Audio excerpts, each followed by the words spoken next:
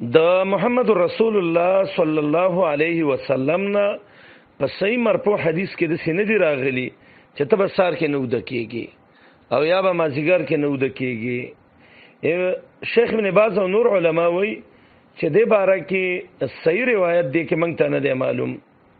البته سلف علما د دې امت صحابه او تابعین هغه به د سار د مون رسته خوب کول دا به بد ګاڼه او د دې یو څو وجې وي. هغه دا و چې کم خیر او برکت چې هغه سار کی هغه چې انسان ودشي نو د خیر او برکت نه محرومیږي.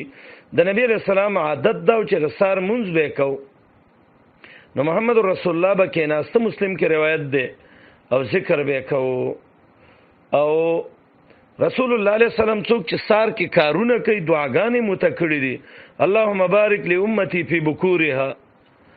او نبی علیہ السلام ابن حبان کې صحیح روایت ده اذا بعث سریه او جیشا بعثهم فی اول النهار، کله چې به یو لخر د مجاهدینو لېږي یا غټ یا وړو کې نو سار کې به وختي لېږه. عروه ابن زبیر رضی الله عنه بارک راضی چې هغه وی چې زبیر رضی الله عنه به ینها بنیه عن التصبح، دا صحابي دی بچی به منی کول د سار د خوب نه. او عروه وی انسان چې د سار خوبونه کوي نو دا انسان د دنیا د خیر نه محروم کیږي. علی رضی الله عنه ته چا ویل سار کې خوب څنګه دی؟ هغه ویل من الجهل النوم فی اول النهار، سار کې خوب د جهالت علامه ده. عبد الله ابن عمرو بن العاص په دې کې سړی قمقل کیږي.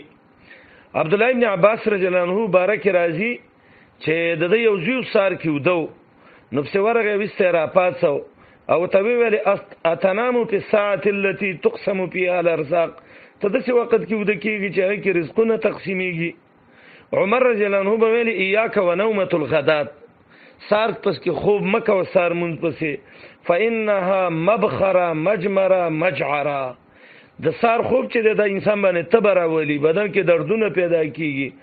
مجمره د خزه او د خاون اکثر د بی اتفاقی سبب دا ګرځي او مجعره د انسان د طبيعت ټول ورځ به وچی او به طبيعت نو بلکې بعضو روایتو کې دام دي چې دی وخت کې رزقونه تقسیمیږي. نو خدای دا چې انسان د سار خوبونه کی ځان د دینه وساتي. خدا دې چې حرام ته موږ نشو ویلې چې یو سړی خوب کوم ته چې حرام دی وکړو بس بی دینه شو دغه شي.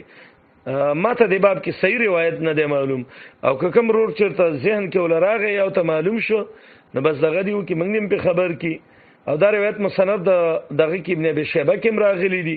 اصل کې دا موضوع د تقسیم د رزقونو ده او د خیر او د برکت ده او دې کې شک نشته چې سار خوب څوک نه کوي دا رزق کې الله